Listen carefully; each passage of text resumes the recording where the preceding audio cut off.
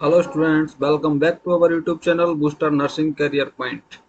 आज हम ब्लड के अंदर डिसऑर्डर को डिस्कस करने वाले हैं जिसका नाम है सिकल सेल एनीमिया। तो आज की क्लास में सिकल सेल एनीमिया को हम डिटेल के साथ में पढ़ेंगे। इससे जो नोट सेट के अंदर इम्पोर्टेंट क्या क्या क्वेश्चंस हो सकते हैं वो भी डिस्कस करने वाले हैं। तो दोस्तों स्टार्ट करते हैं आज का lecture. Sickle cell anaemia. Sickle cell anaemia समझिए पहले तो ये डिजीज कौन सी डिजीज है, क्या होता है इसके अंदर। ये जो सिकल सेल डिजीज है ये group of inherited red blood cell disorder, मतलब इनहेरिटेड डिसऑर्डर है। ये इनहेरिटेड का मतलब होता है जेनेटिक डिसऑर्डर है। जेनेटिक डिसऑर्डर है ये, जेनेटिक डिसऑर्डर यानी कि जेनेटिक डिसऑर्डर है, ये इनहेरिटेड डिसऑर्डर है। इसके अंदर क्या देखने को मिलता है कि आरबीसी का शेप जो होता है वो अब नॉर्मल हो जाता है। देखिए यहाँ पे मैंने कुछ पिक्चर को शेयर किया है। ये पिक्चर देखिए, यहाँ पे इमेज में देखने को मिलेगा। यहाँ पे आरबीसी का नॉर्मल साइज भी देखने को मिलेगा, आरबीसी का अब नॉर्मल शेप भी देखने को मिल रहा है। ये आरबीसी का नॉर्मल शेप है आरबीसी का। यहाँ पे देखिए ये बाइकॉनकेव शेप की आरबीसी है, डिस्क्लाइब शेप की बोल सकते हैं जिसको, या फिर हम बोल सकते हैं इसको डम्बल शेप की आरबीसी है ना। लेकिन यहाँ पे आपको एक आरबीसी ये दिख रही है हंसियाकार आरबीसी, इसी को हम बोलते हैं सिकल सेल आरबीसी। क्या बोलते हैं? Sickle cell RBC. यानी कि इसके अंदर क्या होने वाला है, आरबीसी जो है सिकल सेल एनीमिया के अंदर क्या होता है, आरबीसी कैसी हो जाती है, शिकल शेप आरबीसी हो जाती है, मतलब हाशियाकार आरबीसी हो जाती है, या फिर हम बोल सकते हैं हाफ मून जैसी आरबीसी देखने को मिलती है। नॉर्मल एरिथ्रोसाइट मतलब सेल्स ये आपको सीन हो रही है इसके अंदर, और ये जो हाफ हाफ जो सेल्स दिख रही हैं इसी को हम बोल रहे हैं सिकल सेल आरबीसी। तो दोस्तों देखिए इसी के अंदर सिकल सेल आरबीसी में क्या होता है आगे देखेंगे। इसके अंदर की जो सिकल सेल आरबीसी होती है, in sickle cell disease the haemoglobin is abnormal, मतलब इसके अंदर क्या होने वाला है, अबनॉर्मल हीमोग्लोबिन का फॉर्मेशन होता है। अबनॉर्मल हीमोग्लोबिन का फॉर्मेशन हो जाता है इनके अंदर, which cause the red blood cells to become hard and sticky and look like a C shape form to called a sickle cell. मतलब इसके अंदर होता क्या है दोस्तों, यहाँ पे ध्यान रखना है आपको, जो आरबीसी के अंदर नॉर्मल से अब नॉर्मल हो जाता है क्या, हीमोग्लोबिन, यानी कि अब नॉर्मल हीमोग्लोबिन का प्रोडक्शन होने लगता है। अब नॉर्मल हीमोग्लोबिन का प्रोडक्शन होने लगता है, which cause the red blood cells to become hard, मतलब जिसकी वजह से आरबीसी कैसी हो जाती है, हार्ड एंड स्टिकी हो जाती है, and look like a C shaped, मतलब लुक कैसी हो जाएगी, हार्ड हो जाएगी, स्टिकी हो जाएगी, और कैसी दिखती है वो, सी शेप में दिखती है। Form tool called a sickle, मतलब जो वो पूरा टूल बनाती है आरबीसी, एक तरह की शीन होती है जिसी को हम क्या बोलते हैं, सिकल। क्या बोलते हैं इसको, सिकल बोला जाता है, इसलिए इस डिजीज का नाम पड़ा है सिकल सेल आरबीसी। नेक्स्ट देखिए यहीं पे die the sickle cell die early which cause a constant shortage of red blood cells. देखिए इसके अंदर हो क्या रहा है, the sickle cell die early, मतलब जो सिकल सेप की आरबीसी हो रही है, जो सिकल सेल है यानी कि जो आरबीसी है सिकल सेप की, वो क्या हो रही है, डेथ हो रही है उसकी, बहुत जल्दी से डाई हो रही है, वो बहुत जल्दी से डेथ हो रही है, जिसकी वजह से क्या हो रहा है, which cause a constant shortage of RBC, जिसकी वजह से आरबीसी की शॉर्टेज ब्लड के अंदर हो रही है, आरबीसी की शॉर्टेज देखने को मिल रही है। मतलब हम बोल सकते हैं जिसकी वजह से आरबीसी का डिस्ट्रक्शन ज्यादा हो रहा है, आरबीसी का डिस्ट्रक्शन ज्यादा हो रहा है, डाई हो रही है बहुत ज्यादा, और डिस्ट्रक्शन होने की वजह से आरबीसी के नंबर क्या देखने को मिल रहे हैं, आरबीसी के नंबर क्या हो रहे हैं यहाँ पे, डिक्रीज हो रहे हैं, आरबीसी के नंबर डिक्रीज हो रहे हैं, इसीलिए हम इस प्रॉब्लम को बोल रहे हैं, क्या बोल रहे हैं इसको, एनीमिया। तो ये जो पूरा एनीमिया देखने को मिल रहा है किसकी वजह से देखने को मिल रहा है, आरबीसी की डिस्ट्रक्शन की वजह से देखने को मिल रहा है, आरबीसी के नंबर कम हो रहे हैं, इसलिए इसको डिजीज को नाम दिया जाता है सिकल सेल एनीमिया। नाम क्या देते हैं इसको, सिकल सेल एनीमिया। चलिए डेफिनेशन के बाद हम जानते हैं इसके बारे में कुछ, जैसे कि ये कैसी बीमारी है दोस्तों, ये it is an autosomal recessive disorder. कैसा है ये, ऑटोजोमल रिसेसिव डिसऑर्डर है। ये बीमारी ऑटोजोमल रिसेसिव डिसऑर्डर होती है जिसके अंदर केस भी रहता है और कैरियर भी प्रेजेंट रहता है, केस एंड कैरियर दोनों प्रेजेंट रहते हैं, उसको हम बोलते हैं ऑटोजोमल रिसेसिव डिसऑर्डर। देखिए केस किसको बोलते हैं, केस क्या होता है, और कैरियर क्या होता है। तो पहले हम डिस्क्राइब करते हैं केस के बारे में। केस वो पर्सन है, केस वो पर्सन है, अगर केस वो पर्सन है जिसको ये बीमारी हुई है, सिकल सेल डिजीज हुई है, तो ऑटोसोमल रिसेसिव डिसऑर्डर में देखने को मिलेगा इस पर्सन के अंदर साइन एंड सिम्टम्स देखेंगे तो साइन एंड सिम्टम्स क्या होंगे, प्रेजेंट होंगे। मैं थैलेसीमिया के अंदर इसको डिस्क्राइब कर चुका हूँ, एक बार पहले बता चुका हूँ कि हम केस किसको बोलते हैं, मतलब ऑटोसोमल रिसेसिव डिसऑर्डर कौन से होते हैं। तो ऑटोसोमल रिसेसिव डिसऑर्डर के अंदर केस एंड कैरियर दोनों प्रेजेंट रहते हैं।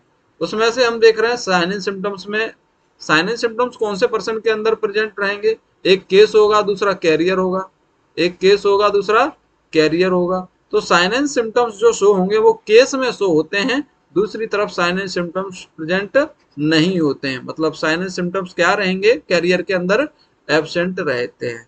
दूसरा डिफरेंस हम देखते हैं, अगर केस है तो इसके अंदर ability of transfer, ability of transfer of disease, transfer of disease,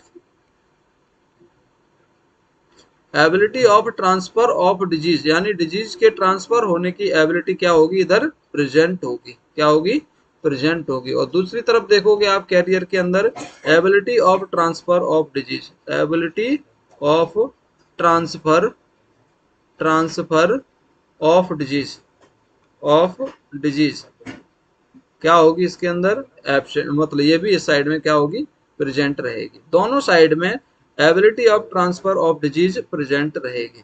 मतलब अगर केस है, मतलब मान लीजिए कोई एक पर्सन, एक पर्सन जैसे कि बोल सकते हैं कोई भी, जैसे कि एग्जांपल ले लीजिए, एग्जांपल जैसे कि राकेश को सिकल सेल बीमारी हुई और दूसरी तरफ राकेश के भैया जिनका नाम था, राकेश के भाई जैसे कि मान लीजिए राजू, तो राकेश को मान लीजिए ये सिकल सेल बीमारी है, दोनों जीन इफेक्ट हो गए, तो उनके अंदर तो देखने को मिलेगा केस, मतलब राकेश के अंदर क्या देखने को मिला, केस। तो केस में उनके अंदर साइन एंड सिम्टम्स क्या होंगे, प्रेजेंट होंगे, यानी कि बीमारी के लक्षण दिखाई देंगे राकेश के अंदर।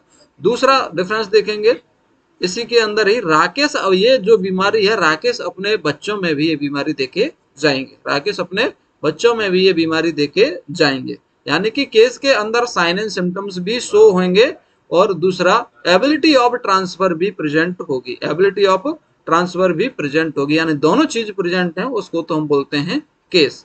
दूसरा देख रहे हैं कैरियर, तो कैरियर के अंदर क्या होगा, इसके अंदर साइन एंड सिम्टम्स क्या रहते हैं, एब्सेंट, साइन एंड सिम्टम्स क्या रहते हैं इसके अंदर, एब्सेंट रहते हैं। मतलब जैसे कि राजू देखिए, अगर राजू को ये बीमारी है तो उसमें एक जीन अफेक्ट हुआ है तो ओनली और ओनली कैरियर प्रेजेंट होगा। तो कैरियर वाले केस में क्या आएंगे, साइन एंड सिम्टम्स तो एब्सेंट होंगे, यानी कि जो राजू हैं वो अपनी लाइफ को नॉर्मल तरीके से जी जाएंगे, नॉर्मल तरीके से पूरी लाइफ जी जाएंगे, कोई भी प्रॉब्लम नहीं होगी।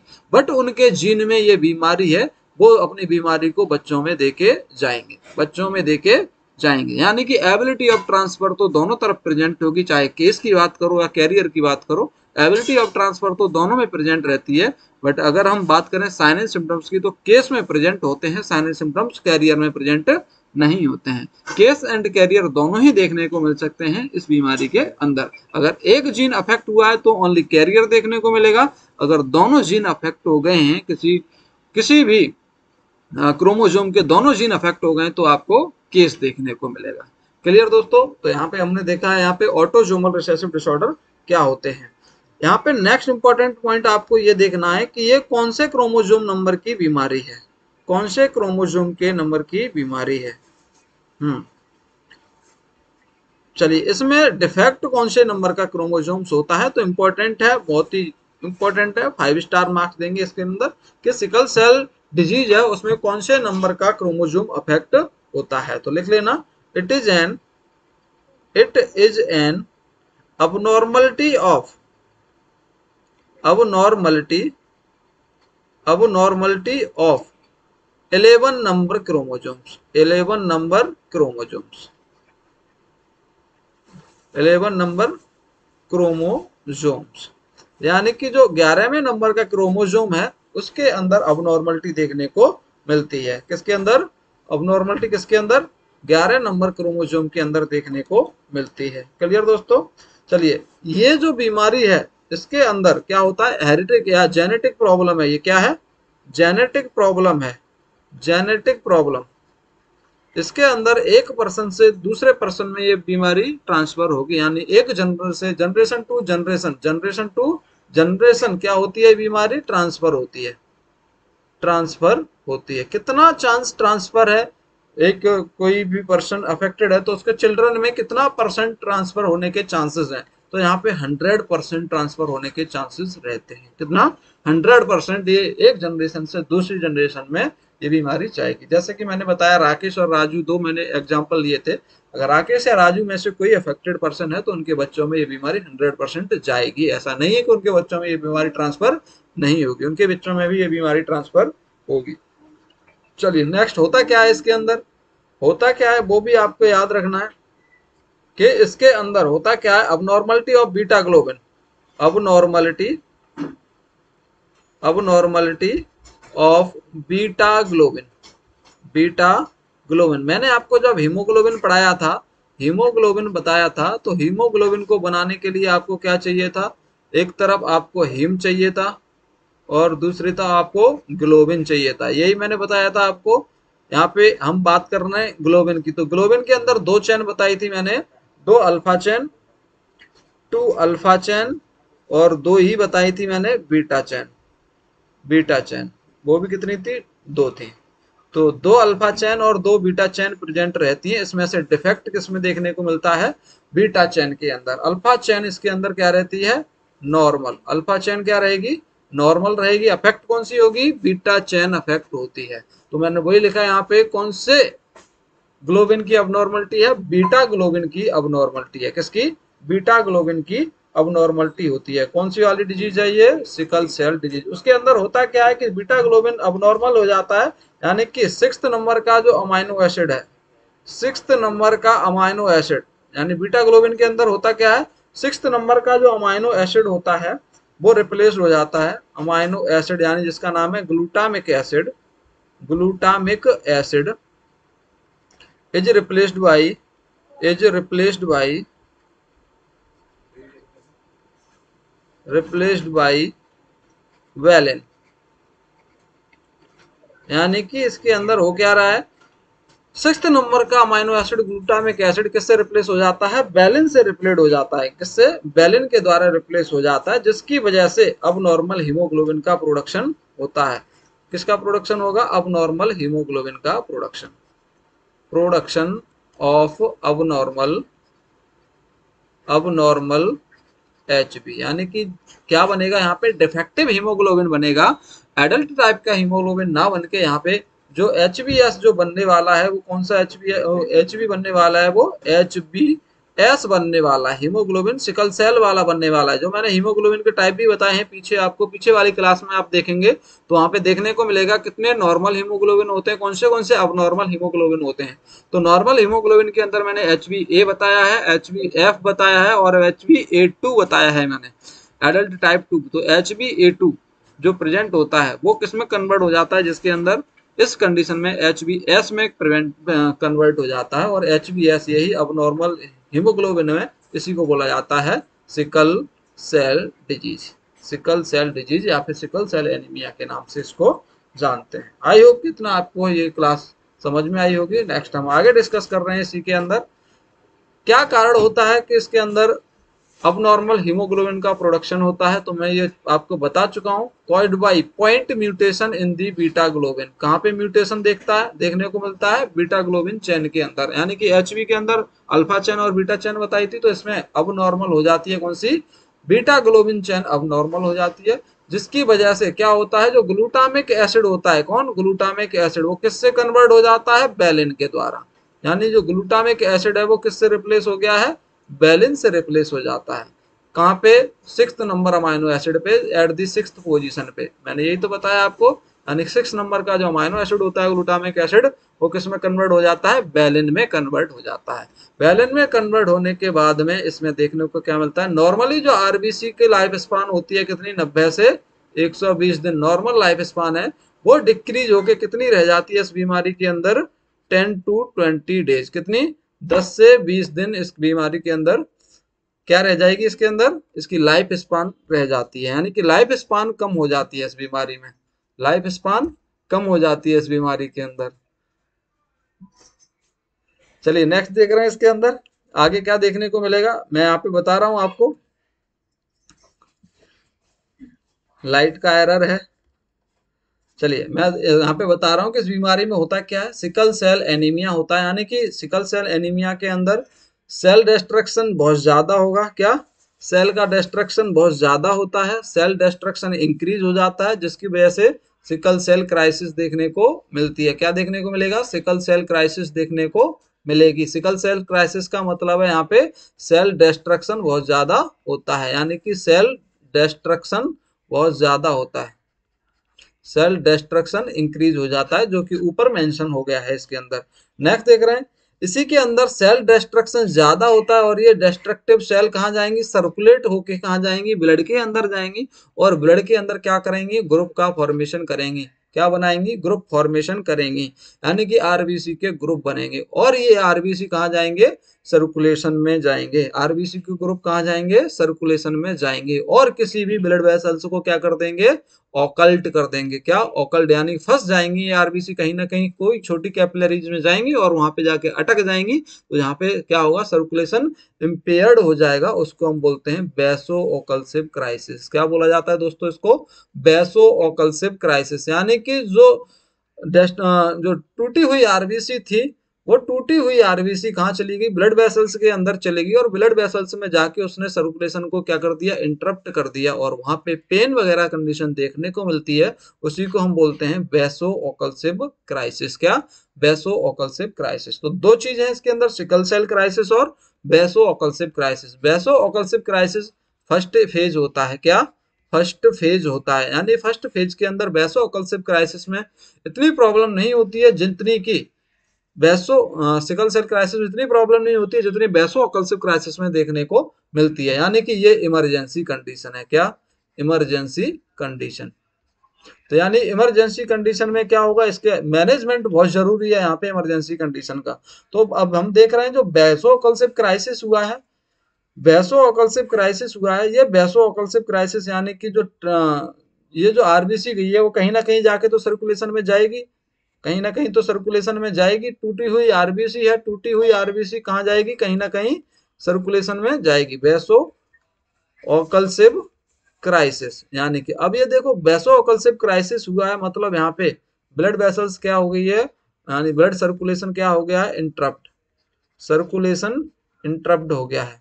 इंटरप्ट मतलब यहाँ पे सर्कुलेशन रुक गया है, सर्कुलेशन रुक गया है कहीं भी किसी भी जगह का। जैसे कि मान लीजिए टूटी हुई आरबीसी कहाँ चली जाए, टूटी हुई आरबीसी जो होती है वो टूटी हुई आरबीसी आपकी फिंगर ऑब्स्ट्रक्शन कर सकती है, ब्रेन में जा सकती है और चेस्ट में जा सकती है। यानी कि वो टूटी हुई आरबीसी कहाँ जाएगी, सर्कुलेट होके कहाँ चली जाए, इन फिंगर्स में, सर्कुलेट, सर्कुलेट इन फिंगर्स, यानी कि वो फिंगर्स में चली जाएगी। और फिंगर्स में जाएगी तो फिंगर वाली जगह पे जो छोटी छोटी कैपिलरीज होंगी, वो स्मॉल स्मॉल टाइप की कैपिलरीज होंगी, उस कैपिलरीज में जाके अटक जाएगी, जिसकी वजह से फिंगर के अंदर बहुत ज्यादा पेन देखने को मिलेगा, वहां पे इन्फ्लामेशन हो जाएगा। उस कंडीशन को बोलते हैं डेक्टिलाइटिस। यानी डेक्टिलाइटिस का मतलब होता है जो फिंगर डिजिट होती हैं, ये जो डिजिट हैं, इन डिजिट के अंदर इन्फ्लामेशन देखने को मिलता है और इनके अंदर पेन होता है। उस कंडीशन को हम बोलते हैं डेक्टिलाइटिस। यानी कि जो सर्कुलेट होके जाएंगी फिंगर के अंदर और यहाँ क्या कर देंगी, इन्फ्लामेशन, इन्फ्लामेशन, इन्फ्लामेशन किसका करेंगी, फिंगर डिजिट का, of finger digit, inflammation of finger digit. अब जब फिंगर डिजिट का इन्फ्लामेशन होगा, फिंगर डिजिट का इन्फ्लामेशन होगा, तो कंडीशन क्या देखने को मिलेगी आपको, फिंगर डिजिट का इन्फ्लामेशन होगा तो पेन वगैरह देखने को मिलेगा यहाँ पे। और इस इन्फ्लामेशन को किस नाम से जानते हैं, डेक्टिलाइटिस के नाम से जानते हैं, डेक्टिलाइटिस, डेक्टिलाइटिस। डेक्टिलाइटिस का मतलब होता है inflammation of the finger digit, और फिंगर डिजिट का इन्फ्लामेशन हुआ, कंडीशन कहलाई है डेक्टिलाइसिस। क्या दिखाई देगा यहाँ पे, पेन होगा। क्या होगा, पेन होगा। और ये ही पेन, यानी कहाँ पे पेन, फिंगर डिजिट के अंदर पेन होगा, ये डिजीज का फर्स्ट साइन होगा, फर्स्ट साइन होगा।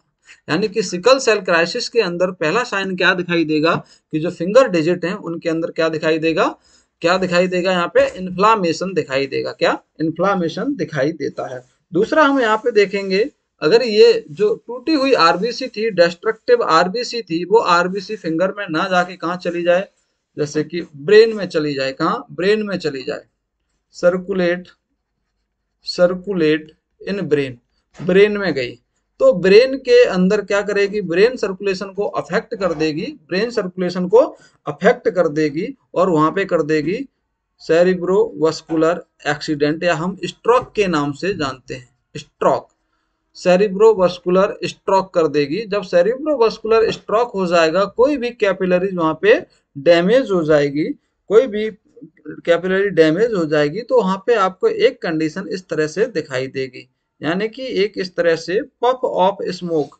पफ ऑफ स्मोक, कुछ ऐसी कंडीशन आपको सीन होगी सीटी स्कैन के अंदर। ब्रेन की जब हम इमेज करेंगे तो आपको क्या दिखाई देगा, पफ ऑफ स्मोक, स्मोक का पफ जो बाहर निकलता है वो इस टाइप से दिखाई देगा, यानी कि इस डिजीज को बोला जाता है puff of smoke. Like blood vessels हो जाएंगी, puff of smoke like blood vessels हो जाएंगी, puff of smoke, puff of smoke,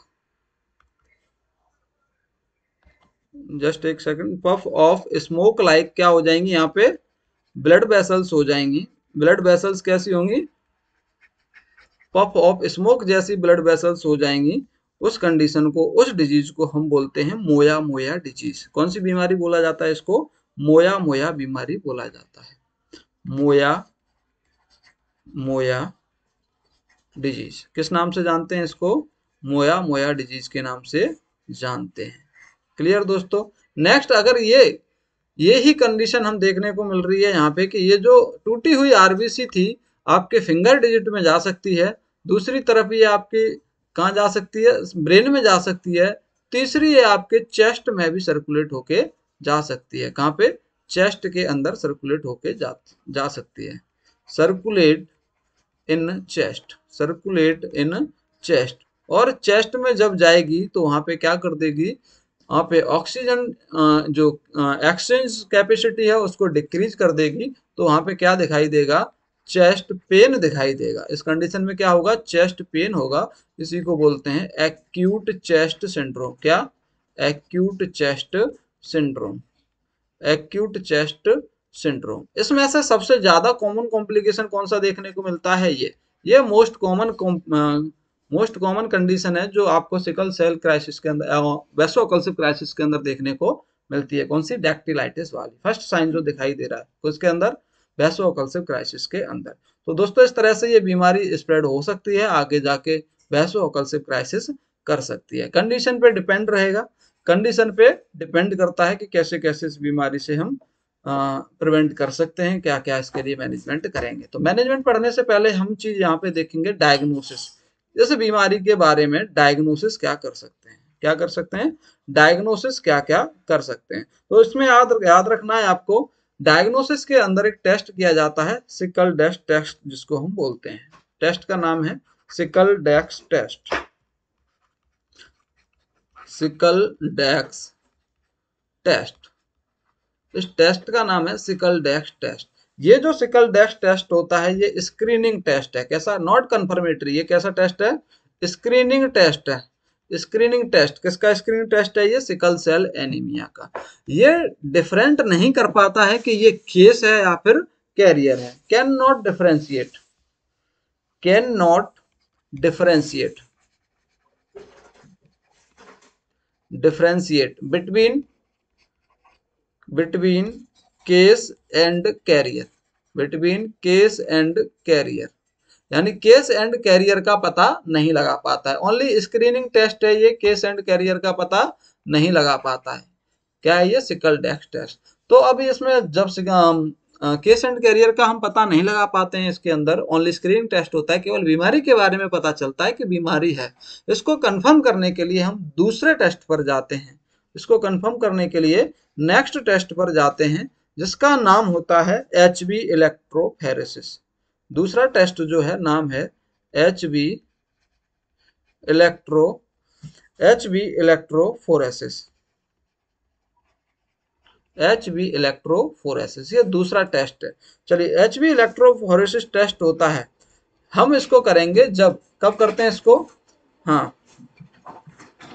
perform when, perform when, perform when, जो हमने पहला टेस्ट देखा था sickle dex test, sickle dex test is positive, is positive. जब सिकल डेक्स टेस्ट पॉजिटिव आता है तब हम आगे डायग्नोसिस पे जाते हैं, कंफर्मेटरी डायग्नोसिस पे जाते हैं, जिसको हम बोलते हैं एच बी इलेक्ट्रोफोरेसिस। क्या बोला जाता है इसको, एच बी इलेक्ट्रोफोरेसिस। कैसा टेस्ट है ये, confirmatory test, confirmatory test, confirmatory test, ये कंफर्मेटरी टेस्ट होता है। कौन, एच बी इलेक्ट्रोफोरेसिस। ये इसके अंदर हम क्या कर सकते हैं, पता लगा सकते हैं, इसके द्वारा पता लग जाता है डिफरेंस बिटवीन, डिफरेंस बिटवीन किस किस के बीच में, केस एंड कैरियर के बारे में, केस एंड कैरियर के बारे में पता लग जाता है किसके अंदर, एच बी इलेक्ट्रोफोरेसिस के अंदर। तो दोस्तों इस तरह से हम डायग्नोसिस बना सकते हैं। इसकी स्क्रीनिंग टेस्ट क्या होगा, इसका सिकल डेक्स टेस्ट होगा, कंफर्मेटरी टेस्ट क्या होगा इसका, एच बी इलेक्ट्रोफोरेसिस टेस्ट होता है। चलो, इसके अंदर ब्लड स्मेयर एग्जामिनेशन भी कर सकते हैं, आगे टेस्ट देख लेते हैं और कौन सा टेस्ट कर सकते हैं इसके अंदर, ब्लड स्मेयर एग्जामिनेशन भी कर सकते हैं। क्या, blood smear examination, blood smear examination, blood smear examination, blood smear examination के अंदर जब हम इसको करेंगे तो इस टेस्ट के अंदर आपको क्या दिखाई देगा, ब्लड स्मेयर एग्जामिनेशन के अंदर, यानी कि एक आरबीसी होगी, उस आरबीसी लुक लाइक कैसी दिखेगी, कोडोसाइट जैसी, आल्सो नोन एज, इसलिए हम इसको बोलते हैं टारगेट सेल। क्या बोलेंगे इसको, टारगेट सेल के नाम से भी जानते हैं, किसको, आरबीसी को। यानी कि इसके अंदर आपको क्या दिखाई देगा, इस आरबीसी के अंदर, यानी कि जो आरबीसी है वो कैसी दिखाई देगी आपको, शूटिंग टू सेट, जैसे कि हम शूटिंग कर रहे हैं, क्या कर रहे हैं, शूटिंग कर रहे हैं, इस तरह से कहीं हम शूटिंग कर रहे हैं और शूटिंग के दौरान क्या देखने को मिलता है आपको, मिडिल में एक बड़ा सा पॉइंट देखने को मिलेगा ब्लैक कलर का, जिसको बना दिया जाता है, जिसके अंदर शूट किया जाता है, हाँ जी, इस तरह से। तो ऐसा स्मेयर एग्जामिनेशन करेंगे तो ब्लड स्मेयर एग्जामिनेशन के अंदर कैसा आएगा, शूटिंग टू सेट की तरह दिखाई देगा। कैसा, शूटिंग टू सेट की तरह दिखाई देता है, shooting to set, shooting to set. और ऐसी आरबीसी दिख रही है आपको, उस आरबीसी को बोला जाता है कोडोसाइट्स, कोडोसाइट्स, या फिर हम इसी को बोलते हैं टारगेट सेल। क्या, टारगेट सेल। तो ऐसी आरबीसी आपको किसमें दिखेगी, सिकल सेल एनीमिया के अंदर दिखाई देती है। नेक्स्ट हम डायग्नोसिस इसी के अंदर करेंगे, अगली डायग्नोसिस के बारे में जाएंगे। फोर्थ डायग्नोसिस जब करेंगे तो इसी डायग्नोसिस के अंदर, इसी बीमारी के अंदर आपको क्या देखने को मिलेगा, हॉबल जॉली बॉडीज भी देखने को मिलती हैं। क्या, हॉबल जॉली, हॉबल जॉली बॉडीज कौन सी कंडीशन में देखने को मिलती है, हॉबल जॉली बॉडीज, ये देखने को मिलती है सिकल सेल एनीमिया के अंदर। इसमें क्या दिखाई देगा, जो आरबीसी है, क्या, आरबीसी है, आरबीसी इस तरह से होगी, और आरबीसी जहां से बहुत ज्यादा टूटेगी, यानी बीच में सिकल सेल आरबीसी में क्या दिखाई देगा आपको, पर्पल कलर का फ्रेगमेंटेड न्यूक्लियर दिखाई देगा। क्या, fragmented, fragmented nuclear seen, nuclear seen, fragmented टूटे हुए न्यूक्लियर सीन होंगे, जिसका कलर कैसा होगा, पर्पल कलर का। कैसा, पर्पल कलर का होगा। तो इस तरह से ये आरबीसी के अंदर हॉबल जॉली बॉडीज भी प्रेजेंट रहती है। दोस्तों इसके अंदर आपको डायग्नोसिस में याद रखना है, दो ही चीज याद रखनी है आपको। पहली डायग्नोसिस जो स्क्रीनिंग टेस्ट है, जिसको हम क्या बोल रहे थे, सिकल डेक्स टेस्ट बोल रहे थे। सिकल डेक्स टेस्ट कम कंफर्मेटरी टेस्ट नहीं है, क्यों, क्योंकि वो केस एंड कैरियर के अंदर पता नहीं लगा पाता है, केस है या फिर ये कैरियर है, ये प्रॉब्लम इसको पता नहीं लगा पाता, इसलिए स्क्रीनिंग टेस्ट बोला जाता है। दूसरा, इलेक्ट्रोफोरेसिस करते हैं, एचवी इलेक्ट्रोफोरेसिस, वो कंफर्मेटरी टेस्ट होता है, वो केस एंड कैरियर को डिफरेंशिएट कर सकता है, ये कंडीशन केस में केस है ये या फिर कैरियर है, इसका पता लगाने के लिए क्या करते हैं, एचवी इलेक्ट्रोफोरेसिस टेस्ट करते हैं, इसलिए इसको बोलते हैं confirmatory test. Next, blood smear examination भी हमने देखा था, शूटिंग टू सेट जैसी, कोडोसाइट्स जैसी आरबीसी देखने को मिलती है। हॉबल जॉली बॉडी कौन सी कंडीशन में देखने को मिलेंगी, वो भी सिकल सेल एनीमिया के अंदर देखने को मिलती हैं। तो आई होप कि यह डायग्नोसिस आपको क्लियर हुई होगी। हम चलते हैं नेक्स्ट इसकी तरफ, मैनेजमेंट की तरफ। तो मैनेजमेंट में क्या देखने को मिलेगा आपको, मैनेजमेंट में सबसे पहले ध्यान रखना है, क्योंकि आरबीसी का क्या हो गया यहाँ पे, life span decrease. Life span RBC बहुत ही इंपॉर्टेंट है, आरबीसी की लाइफ स्पान, आरबीसी की लाइफ स्पान एक, हाँ इसमें यही चीज आपको याद रखनी है, life span of RBC, life span of RBC. RBC की लाइफ स्पान कितनी हो जाती है, 10 से 20 दिन।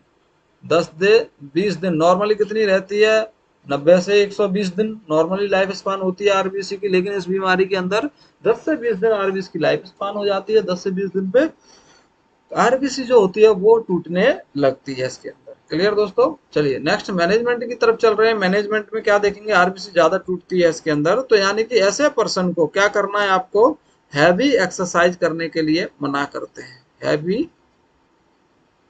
हैवी एक्सरसाइज नहीं करने के लिए बोलेंगे। क्यों, क्योंकि इसके अंदर आरबीसी जल्दी टूटती है, इसके अंदर पहले से ही एनीमिया है। तो हैवी एक्सरसाइज करेगा तो O2 की डिमांड बढ़ेगी, और O2 की डिमांड बढ़ेगी तो O2 सप्लाई के लिए इसके पास आरबीसी की कमी होगी। तो इसकी वजह से क्या देखने को मिलेगा, शॉर्टनेस ऑफ ब्रीथ देखने को मिलेगी। इसलिए हैवी एक्सरसाइज के लिए मना करते हैं। दूसरा, वर्कआउट करने के लिए भी मना किया जाता है। ज्यादा वर्कआउट नहीं करना है। क्यों नहीं करना है, क्योंकि O2 डिमांड इसकी बढ़ा देगा। नेक्स्ट, हिल स्टेशन पर, हिल स्टेशन पर जाने के लिए क्या करेंगे, इसको मना करते हैं। हिल स्टेशन पर जाने के लिए मना किया जाता है इसको। इसको डिहाइड्रेशन ना हो, डिहाइड्रेशन ना हो जाए, ये भी मना किया जाता है कि भैया आपको रेगुलर पानी पीना है, आपको डिहाइड्रेशन वाली कंडीशन में नहीं पहुंचना है। नेक्स्ट, ऐसे ही पर्सन को फास्टिंग कंडीशन नहीं रखते हैं, फास्टिंग व्रत नहीं रहने देंगे इसको। ट्रैवलिंग नहीं करने देंगे इसको। ट्रैवलिंग कौन सी, एयर ट्रैवलिंग, पूरा ही नाम लिख लो इसका। ट्रैवलिंग कौन सी, air traveling. Air traveling avoid करने के लिए बोलते हैं, क्योंकि ये आसमान में जाएगा, एयर ट्रैवलिंग करेगा तो वहां पे ऑक्सीजन की कमी होगी, और भी ऑक्सीजन की इसकी बॉडी में पहले से ही नहीं है, तो और ज्यादा इसकी पूर्ति नहीं हो पाएगी। एयर ट्रैवलिंग के लिए मना करते हैं। नेक्स्ट, विंटर एनवायरमेंट के लिए भी इसके लिए क्या किया जाता है, मना किया जाता है। Winter environment, winter environment avoid करने के लिए बोलते हैं। हैवी एक्सरसाइज करने के लिए मना करेंगे, वर्कआउट करने के लिए मना करते हैं, हिल स्टेशन पे जाने से मना करते हैं, डिहाइड्रेशन ना हो जाए ऐसा भी इसको बोलते हैं, फास्टिंग कंडीशन को अवॉइड करने के लिए बोलते हैं, एयर ट्रैवलिंग करने के लिए मना करते हैं, विंटर एनवायरमेंट के लिए अवॉइड किया जाता है। और एक कंडीशन और, स्विमिंग इन कूल वाटर,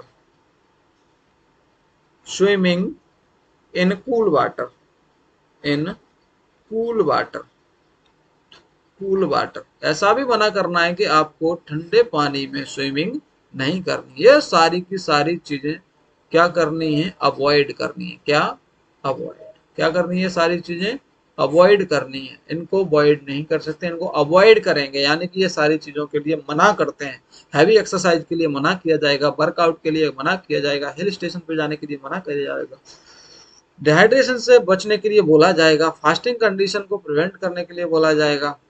तो फास्टिंग, फास्टिंग में ना जाए ये कंडीशन, जो पर्सन है व्रत रखने के लिए मना किया जाता है, एयर ट्रेवलिंग के लिए मना किया जाता है, विंटर एनवायरनमेंट से बचने के लिए बोला जाता है, स्विमिंग ठंडे पानी में ना किए करे ये पर्सन, है ना, क्योंकि ये सारी की सारी चीजें क्या करेंगी, इसकी O2 डिमांड को बढ़ा देंगे। नेक्स्ट आपको देखना है तो करना क्या होता है इसके अंदर, करना क्या है, पर्सन को एडवाइज करना है, किसके लिए, एडवाइज किसके लिए करना है, आपको एडवाइज करना है कंप्लीटली कवर, पेशेंट जो है क्या करना है, वो कंप्लीटली कवर करना है, completely cover with warm water, sorry warm cloth, warm cloth, यानी कि जो गर्म कपड़े हैं उनसे कवर करने के लिए बोला जाएगा, कौन, पेशेंट। दूसरा, विंटर सीजन में वार्म क्लॉथ यूज करने के लिए बोला जाता है। Next, increase intake of oral fluid, next बोला जाएगा increase intake of oral fluid, oral fluid, increase intake of oral fluid, oral fluid ज्यादा इनटेक करने के लिए इसको बोला जाता है। क्यों? क्योंकि टू प्रिवेंट वैसो ऑकल्सिव क्राइसिस। क्या? Vaso ऑकल्सिव crisis, vaso ऑकल्सिव crisis, vaso ऑकल्सिव crisis ना हो जाए उससे बचने के लिए इसको क्या बोला जाता है? ये कंडीशन यानी कि फ्लूइड इनटेक करने के लिए बोला जाता है। चलिए, अगर बच्चा है जिसकी एज लेस देन 5 ईयर है, यानी कि चिल्ड्रन है, तो उसको इंजेक्शन देते हैं लगातार किसका? पेनिसिलिन का। क्या? पेनिसिलिन इंजेक्शन दिया जाएगा किसके लिए? To prevent infection.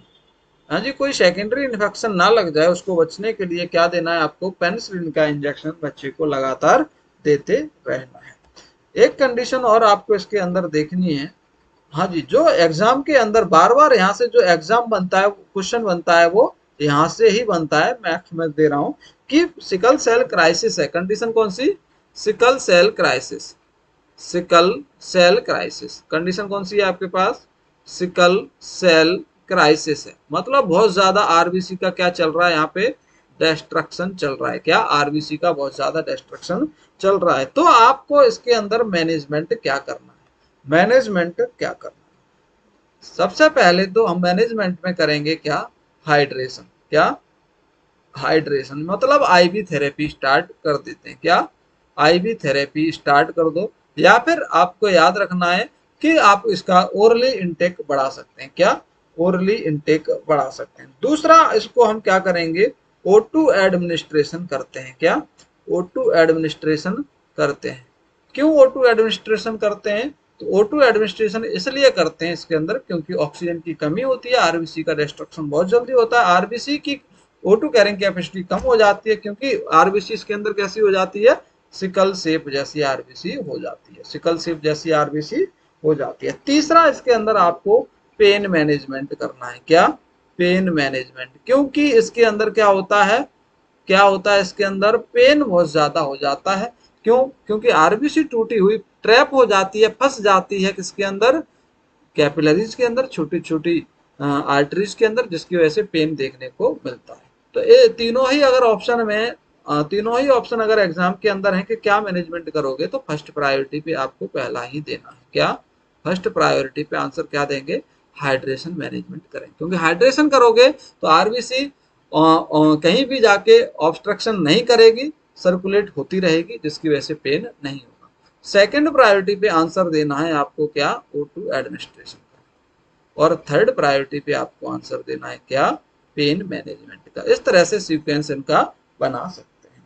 Clear? Next, इसके अंदर ड्रग ऑफ चॉइस कौन सी होती है? क्या? DOC, ड्रग ऑफ चॉइस कौन सी है इस बीमारी की? तो ड्रग ऑफ चॉइस में हमें इसमें याद रखना है, इसमें दिया जाता है हाइड्रोक्सी यूरिया। क्या? Hydroxy urea. इसमें हम दवाई क्या देते हैं? हाइड्रोक्सी यूरिया दवाई देते हैं। हाइड्रोक्सी यूरिया क्या करती है? ये बोन मैरो को सप्रेस कर देती है। क्या?